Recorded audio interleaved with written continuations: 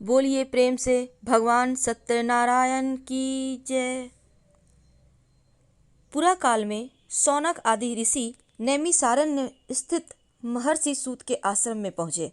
ऋषिगण महर्षि सूत से प्रश्न करते हैं कि लौकिक कष्ट मुक्ति, सांसारिक सुख वृद्धि और परलौकिक लक्ष्य की सिद्धि के लिए सरल उपाय क्या है। महर्षि सूत सौनक आदि ऋषियों को बताते हैं कि ऐसा ही प्रश्न नारद जी ने भगवान विष्णु से किया था और भगवान विष्णु ने नारद जी को बताया था कि लौकिक क्लेश मुक्ति, सांसारिक सुख समृद्धि एवं पारलौकिक लक्ष्य सिद्धि के लिए एक ही राजमार्ग है और वह है सत्यनारायण व्रत। भगवान सत्यनारायण का अर्थ है सत्याचरण, सत्याग्रह, सत्यनिष्ठा। संसार में सुख वृद्धि की प्राप्ति और सत्याचरण द्वारा ही संभव है। सत्य ही ईश्वर है। सत्याचरण का अर्थ है ईश्वर आराधना, भगवत पूजा। सूत जी कहते हैं कि नारद जी भगवान श्री विष्णु के पास जाकर उनकी स्तुति करते हैं।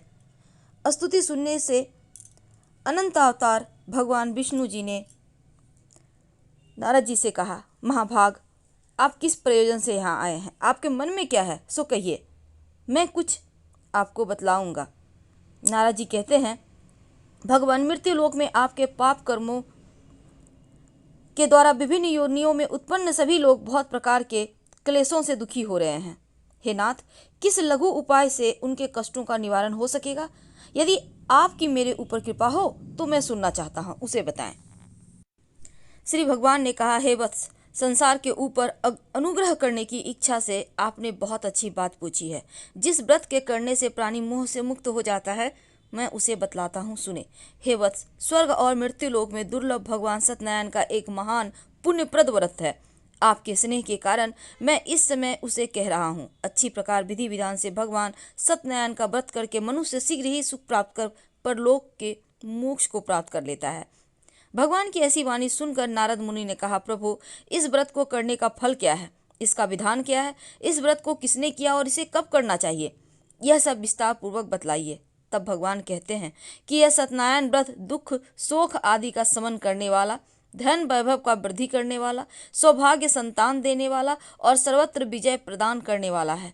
जिस भी किसी व्यक्ति ने भक्ति श्रद्धा भाव से होकर मनुष्य, ब्राह्मणों और बांधवों के साथ धर्म में तत्पर होकर शाम के वक्त भगवान सत्यनारायण की पूजा करे, नैवेद्य के रूप में भोजन आदि पदार्थ का सवाया मात्रा में भक्ति पूर्वक अर्पित करना चाहिए। केले का फल, घी, दूध, गेहूं का चूर्ण, गेहूं के चूर्ण के अलावा साठी चावल का चूर्ण, शक्कर, गुड़, यह सब भक्ष्य सामग्री सवाया मात्र में एकत्र कर निवेदित करना चाहिए।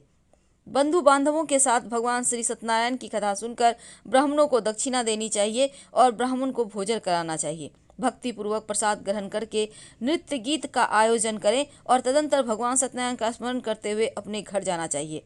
ऐसा करने से मनुष्य को अभिलाषा अवश्य पूर्ण होती है और कलयुग में पृथ्वी लोक में यह सबसे छोटा किंतु सरल बहुत अच्छा उपाय है। दूसरा अध्याय।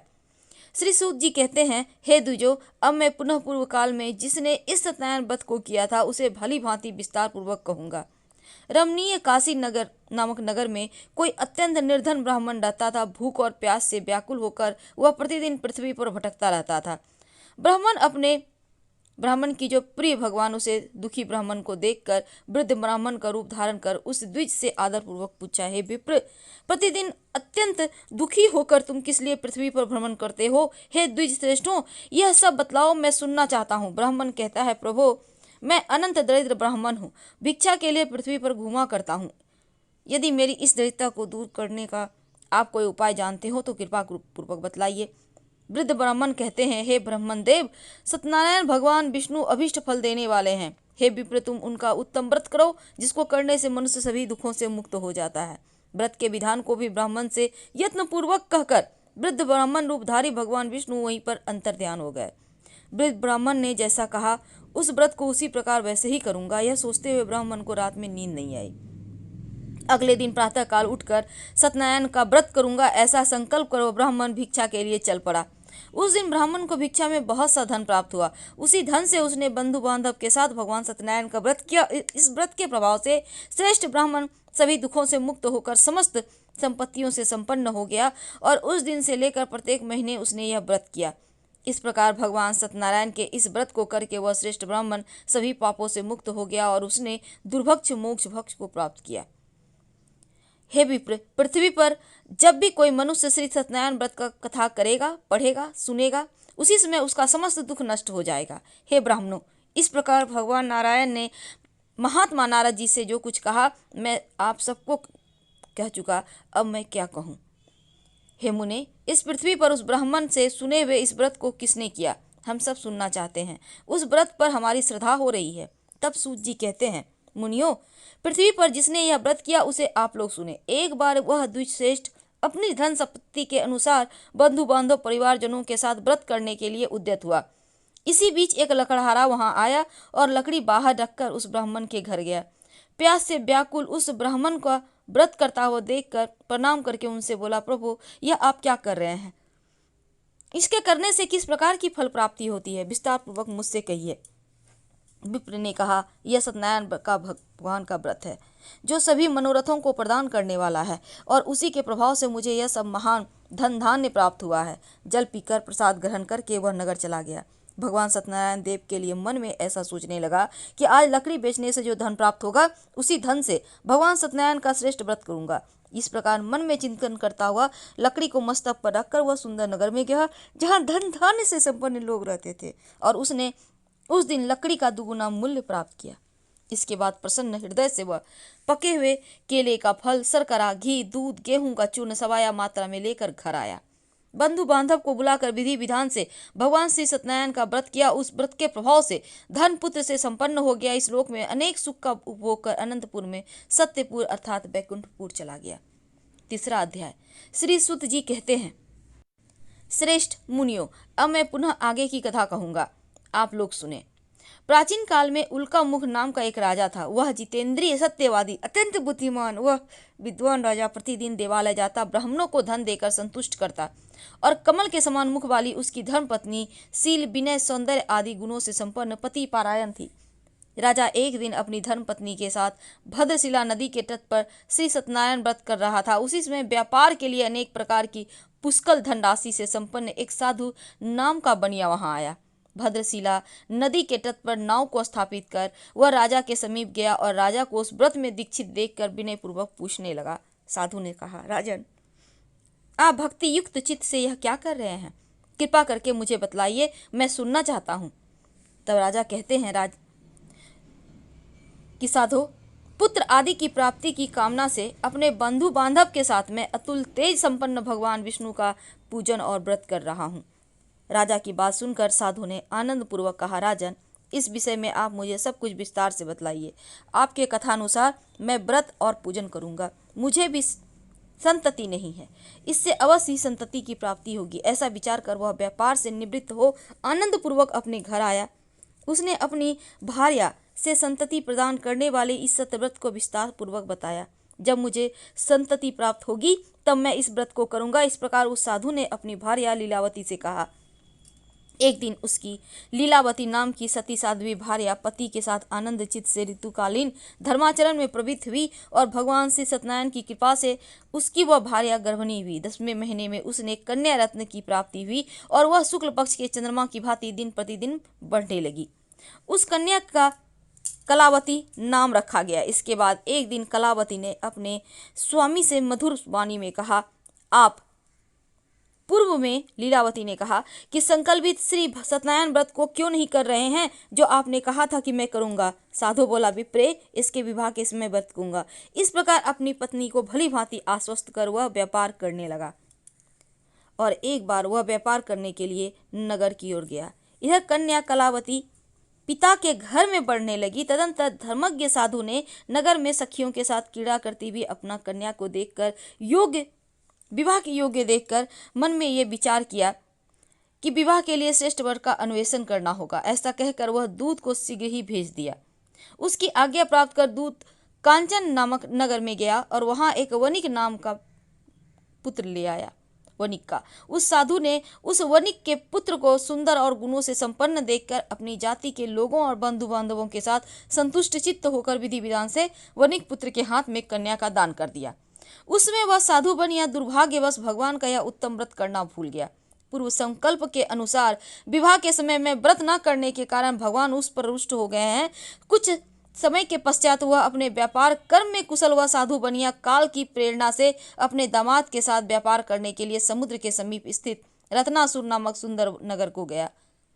श्री संपन्न दामाद के साथ वह व्यापार करने लगा। इसके बाद दोनों राजा चंद्र केतु के रमणीय नगर में गए। उसी समय भगवान श्री सत्यनारायण ने उसे भ्रष्ट प्रतिज्ञा देखकर इसे दारुण कठिन और महान दुख प्राप्त होगा यह श्राप दे दिया। एक दिन एक चोर राजा चंद्र केतु के धन को चुराकर वहीं आया जहां दोनों वणिक स्थित थे और वह अपने पीछे दौड़ते हुए दूतों को देखकर भयचित्त होकर धन वहीं छोड़कर कहीं छिप गया। राजा के दूत वहां आ गए और वह साधु वणिक था वहां पर, और राजा के धन को देखकर उस दूत ने दोनों वणिक पुत्रों को बांध कर ले गया और हर्षपूर्वक दौड़ते हुए राजा से कहा, प्रभु हम 2 चोर पकड़ लाए हैं, इन्हें देखकर आप आज्ञा दें। राजा की आज्ञा से दोनों शीघ्र ही दृढ़तापूर्वक बांधकर बिना विचार किए महान कारागार में डाल दिए गए। भगवान सत्यदेव की माया से किसी ने उन दोनों की बात नहीं सुनी और राजा चंद्रकेतु ने उन दोनों का धन भी ले लिया। भगवान के श्राप से वणिक के घर में उसकी भार्या भी अत्यंत दुखित हो गई।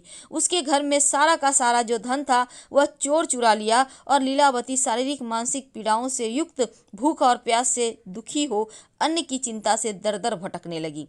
कलावती कन्या भी भोजन के लिए इधर उधर प्रतिदिन घूमने लगी। एक दिन भूख से पीड़ित कलावती एक ब्राह्मण के घर गई।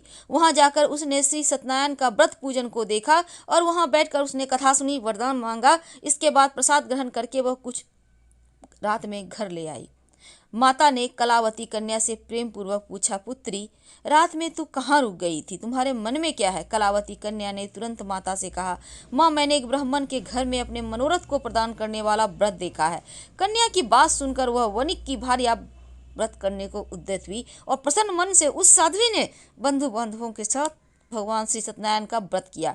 इस प्रकार प्रार्थना की, भगवान आप हमारे पति जमाता के अपराध को क्षमा करें और दोनों अपने घर शीघ्र आ जाएं। इस व्रत के प्रभाव से भगवान सत्यनारायण पुनः संतुष्ट हो गए और उन्होंने नृपश्रेष्ठ चंद्रकेतु को स्वप्न दिखाया और स्वप्न में कहा, नृपश्रेष्ठ प्रातःकाल दोनों वणिकों को छोड़ दो और वह सारा धन भी दे दो जो तुमने उनसे समय पे उस समय लिया, अन्यथा राज धन पुत्र सहित तुम्हारा सर्वनाश कर दूंगा।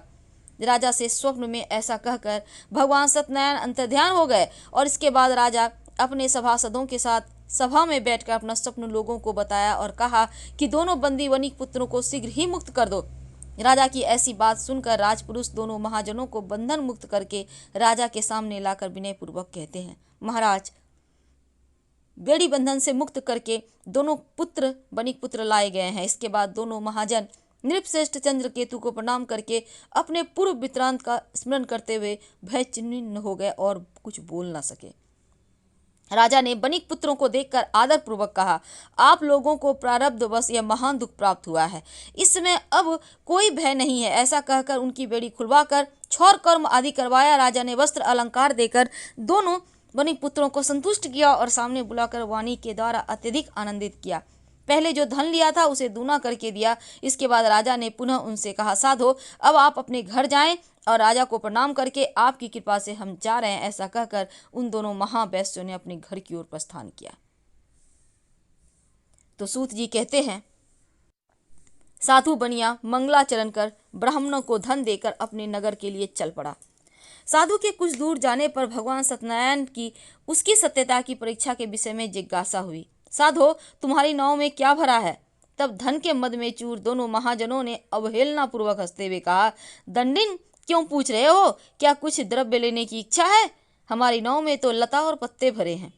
ऐसी निष्ठुर वाणी सुनकर तुम्हारी बात सच हो जाए, ऐसा कहकर दंडी सन्यासी के रूप को धारण किए हुए भगवान कुछ दूर जाकर समुद्र के समीप बैठ गए।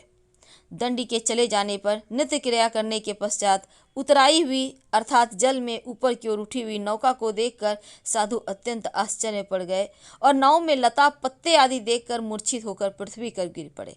सचेत होने पर वणिक पुत्र चिंतित हो गए कि अब उसके दामाद ने इस प्रकार कहा कि आप शोक क्यों करते हैं? दंडी ने श्राप दिया है। इस स्थिति में तो वे चाहकर ही कुछ कर सकते हैं, इसमें संशय नहीं, अतः उन्हीं की शरण में हम चलें।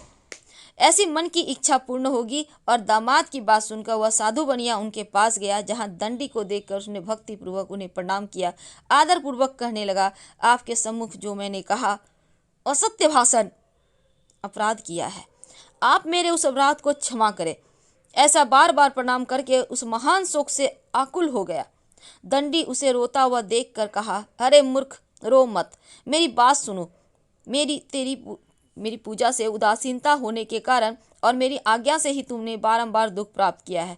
भगवान की ऐसी वाणी सुनकर उनकी स्तुति करने लगा। अब साधु ने कहा, प्रभु, आश्चर्य की बात है, आपकी माया से मोहित होने के कारण ब्रह्मा आदि देवता भी आपके गुणों रूपों को यथावत रूप से नहीं जान पाते, फिर मैं मूर्ख आपकी माया से मोहित होने के कारण कैसे जान सकता हूँ।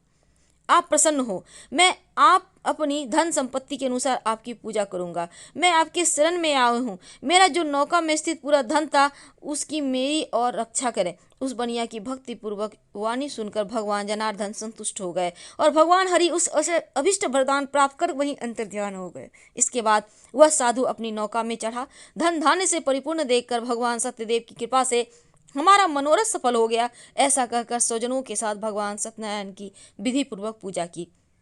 भगवान सत्यनारायण की कृपा से वह आनंद से परिपूर्ण हो गया और नाव को प्रत्यंत पूर्वक संभाल कर अपने देश के लिए प्रस्थान किया। साधु बनिया ने अपने दामाद से कहा, यह देखो, मेरी रत्नपुरी नगरी दिखाई दे रही है। इसके बाद उसने अपने धन के रक्षक दूत को अपने आगमन का समाचार देने अपनी नगरी भेजा। फिर इसके बाद दूत ने नगर में जाकर साधु की भार्या को देखकर हाथ जोड़कर प्रणाम किया और उनके अभिष्ट की बात कही। सेठ जी अपने दामाद बंधुगणों के साथ बहुत सारे धन धान्य से संपन्न होकर नगर के निकट पधार गए हैं। दूत के मुख से यह बात सुनकर महान आनंद से बिलहल हो गई और उस साध्वी ने श्री सत्यनारायण की पूजा करके अपनी पुत्री से कहा, मैं साधु के दर्शन के लिए जा रही हूँ, तुम शीघ्र आओ। माता का ऐसा वचन सुनकर व्रत को समाप्त करके प्रसाद का परित्याग कर वह कलावती भी अपने पति का दर्शन करने के लिए चल पड़ी। भगवान सत्यनारायण भी रुष्ट हो गए। उन्होंने उसके पति को तथा नौका को धन के साथ हरण करके जल में डुबो दिया। इसके बाद कलावती कन्या अपने पति को न देखकर महान शोक से रुदन करती हुई पृथ्वी पर गिर पड़ी। नाव का और दर्शन और कन्या को अत्यंत दुखी देखकर भयभीत मन से साधु बनिया ने सोचा, यह क्या हो गया। नाव का संचालन करने वाले भी सभी चिंतित हो गए और वह लीलावती की भी कन्या को देखकर बिलख उठे। अत्यंत दुख से विलाप करती हुई अपने पति से इस प्रकार बोली, अभी अभी नौका के साथ वह कैसे अक्षलिचित हो गए, यह जानने की इस देवता की उपेक्षा से वह नौका हरण कर ली गई। भगवान श्री सत्यनारायण का महात्म्य कौन जान सकता है। ऐसा कहकर वह सज्जनों के साथ विलाप करने लगी और कलावती कन्या को गोद में लेकर रोने लगी। कलावती कन्या भी अपने पति के नष्ट हो जाने पर दुखी हो गई और पति की पादुका लेकर अनुगमन करने के लिए उसने मन में निश्चय किया। और कन्या के इस प्रकार आचरण को देखकर भार्या सहित वह धर्मज्ञ साधु बनिया अत्यंत शोक संतप्त हो गया और सोचने लगा, या तो भगवान सत्यनारायण ने यह अपहरण किया है अथवा हम सभी भगवान सत्यदेव की माया से मोहित हो गए हैं। अपने धन शक्ति के अनुसार मैं भगवान श्री सत्यनारायण का पूजा करूंगा। सभी को बुलाकर इस प्रकार कहने पर अपने मन की इच्छा प्रकट की और बारंबार भगवान सत्यदेव को दंडवत प्रणाम किया। इससे दिनों के परिपालक भगवान सत्यदेव प्रसन्न हो गए और भक्त वत्सल भगवान ने कृपा पूर्वक कहा कि तुम्हारी कन्या प्रसाद छोड़कर अपने पति को देखने चली आई। निश्चय ही इस कारण उसका पति अदृश्य हो गया। यदि घर जाकर प्रसाद ग्रहण करे तो पुनः आए तो फिर वो अपने पति को प्राप्त कर लेगी। तो साधु बनिया तुम्हारी पुत्री पति को प्राप्त करेगी, संशय नहीं है इसमें। कन्या कलावती भी आकाश मंडल से ऐसी वाणी सुनकर शीघ्र ही घर दौड़ी गई और प्रसाद ग्रहण किया। पुनः आकर स्वजनों और अपने पति को देखा। अब कलावती ने पति से कहा कि अब घर चलें, विलंब क्यों कर रहे हैं। कन्या की बात सुनकर वनिक पुत्र संतुष्ट हो गया और विधि विधान से भगवान सत्यनारायण की पूजन करके धन और बंधु बांधव के साथ अपने घर गया। तदंतर पूर्णिमा संक्रांति पर्वों पर भगवान सत्यनारायण की पूजन करते हुए इस लोक में सुख भोग कर अंत में वह सत्यपुर वैकुंठ लोक में चला गया। बोलिए प्रेम से सत्यनारायण भगवान की जय। हर हर महादेव।